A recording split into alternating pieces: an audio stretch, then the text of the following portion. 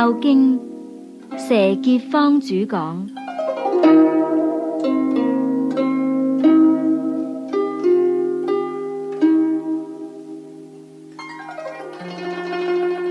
各位聽眾，你哋好，又同大家喺空中見面啦。今日係研究感應章第16，呢一章呢，就分析孝體感應嘅偉大呀。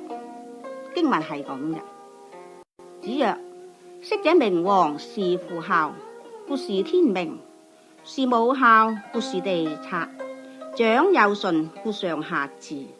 天地明察，神明彰矣。故須天子，必有尊也；焉有父也，必有先也；焉有兄也。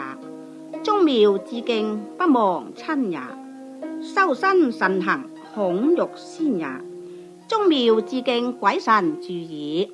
孝悌之志，通於神明，光於四海，無所不通。詩云：自西至東，自南至北，無書不拔。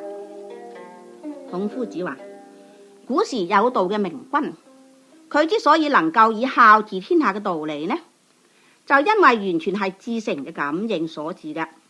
所謂誠能感人，誠能隔天，因為天地人啊同萬物都係息息相通，所以孝體做到至誠嘅時候呢，就會通天達地噶啦。故此當日有道嘅明君啊，佢孝順父母，就感覺到風調雨順，五穀豐登。明王對兄長尊敬，做到長幼有序，故此在朝嘅同埋在野嘅官民人等都俾佢感化到上和下睦噶啦。咁因為人道盡道呢，天地明察，神明就會有感而通，呢個就必然嘅道理啦。咁何況孝體呢，係份所應為嘅事嘅。雖然係至尊如天子，都要實踐嘅噃。點解呢？咁因為天子都係天地父母所生噶嘛，都有兄弟長幼嘅秩序噶。故此父尊子卑，兄先弟後呢，原來係尊天嘅秩序噶。故此天子亦都要奉行孝體謙遜之道噶，亦都要承事天地鬼神，尊賢重長，唔敢以自尊去驕傲嘅，仲要追念下先祖嘅劬勞。所以呢，就必須要設宗廟嚟到行四季嘅祭禮，嚟到表示慎終追遠嘅孝道嘅。又需要立身行道，唔敢放縱噃。點解啊？因為恐怕辱及祖宗父母嘅名譽。所以呢一點呢，就係話佢係至誠嘅當中呢，又能夠達得到啦。咁喺至誠當中能夠達到以上幾點嘅時候呢，當然啦，就能夠感覺到鬼神多方庇佑噶啦。咁有以上嘅道理呢，就可以知道，原來孝體達到至善境界嘅時候，就同天地上下相通，天人一體嘅。咁四海之內嘅人，自然都受到先王大德嘅感召，潛移默化，就好似太陽高高在上，普照天下都光明一樣嘅。咁夫子呢，佢又引《詩經》大雅文王有聲章一段呢嚟到證明話，唯有天下至誠如神嘅聖人呢，就足以居高臨下。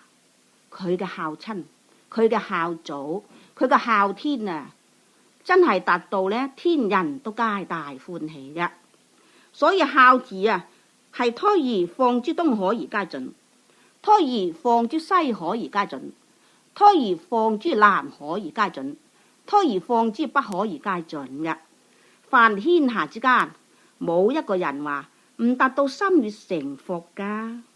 咁由以上嘅經文呢，我哋就知道，原來古時大同之治就係咁嘅道理。咁其實呢，每個人嘅行為都離唔開因果感應嘅道理噶。原來感應呢個道理呢，真係好似磁吸鐵一樣嘅噃。例如話有道德嘅就梗係吉嘅，冇道德嘅就梗係凶。原來吉凶禍福呢種因果嘅道理係絲毫不爽嘅。故此我哋打開部歷史一睇，古今嘅人物國家嘅興體，原來一切啊，都係呢一個大因果律噶。所以政治同孝道係有密切嘅關係嘅。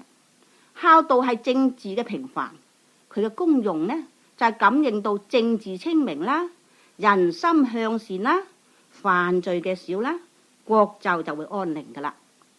所以治國治家都必須要正君臣父子倫理之道嘅。咁呢啲就係千古不移感應嘅道理啦。古今有好多人一遇到社會混亂啊、盜賊風起嘅時候呢，就快啲走去學翻啲武功防身，或者就走去深山古洞嗰度歸隱啦。我就認為只要你能夠孝順父母就夠噶啦。點解咁講呢？咁原來因為感應嘅道理啦，真係好微妙。一個孝順嘅人，千祥雲集嘅，災禍離身，所以呢，歷古以來呢都歷歷不爽嘅噃。不過呢，我又要講一件事例嚟到印證一下。話說曾子啊，係一個純孝嘅孝子。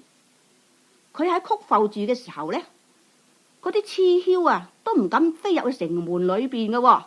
點解呢？咁原來呢一種嘅梟鳥啊，係隻五翼嘅雀仔嚟嘅噃。嗱，我先講下佢嘅故事先啦。原來呢種鳥類係最兇殘嘅，佢嘅報應又好特別嘅，佢嘅構造又好特別嘅。原來佢日頭咧睇唔見嘢嘅，晚上咧就能察秋毫之末嘅，又冇肛門嘅。食咗嘢之後咧，消化完又口嘔翻出嚟嘅。佢死嘅時候仲特別添，佢走去睇下邊個阿叉係穩陣，就將條頸一掛就掛咗上去，就吊頸死嘅。咁死咗之後咧，風吹雨打，慢慢咧就身首異處噶啦。所以從前斬首嘅咧就叫做梟首示眾，就咁解咯。點解呢隻梟鳥同普通啲雀仔唔同嘅呢？喂，原來普通啲鳥類咧係羽化嘅，係飛上天空爆炸嘅，所以冇屍體嘅。但係呢隻梟鳥就唔係，佢不但有屍骸，而且仲要受到呢個慘酷嘅刑罰。點解呢？係咪唔公道啊？個上天咁？原來唔係，原來呢隻梟鳥係不孝嘅雀仔嚟噶。佢個母親辛勤養育佢，教佢學飛啦，學搵食啦咁。咁到佢會飛會食嘅時候呢，就錫咗佢阿媽啲肉嘅。咁所以到佢做人母親嘅時候啦，做母鳥嘅時候啦，又俾啲仔女呢，啲雀仔呢就啄翻嚟食嘅。咁紅嘅又點呢？咁原來就吊頸死啦。你話呢個因果報應犀唔犀利啊？咁曾子係一個純孝嘅孝子噃，所以祥瑞之氣呢，同暴戾之氣就格格不入嘅。所以曾子喺曲阜住嘅時候啊，嗰啲梟鳥啊都唔敢入城門噶，佢好慚愧噶，唔飛得入嚟噶。由此可知道，只要你啊品德優良、孝順父母，啲壞人就會遠走高飛啦。因為小人不入君子之群啊嘛。嗱，講開又講啊，曾子嘅大孝呢，雖然係佢天性喎，但係後天嘅教育都佔一部分噶。原來曾子嘅祖父啊、父親啊都非常之孝順嘅，所以曾子就有咁孝順。曾子個仔啊、孫啊又係好孝順嘅噃。原來佢哋嘅家風太好咯，所以話曾子嘅兒女啊就係跟曾子學，曾子就跟佢個父親學，呢個就係感應嘅道理咯。嗱，我哋想啲兒孫孝順，就快啲自己先孝父母啦；想趨吉避凶，就快啲孝順父母啦；想感格天人，就快啲孝順父母啦。所以話道高龍虎伏啊，德重鬼神陰，呢啲係真正千古不移嘅道理噶。各位聽眾，你哋話係唔係呢？講到呢一度，又要講聲再會啦。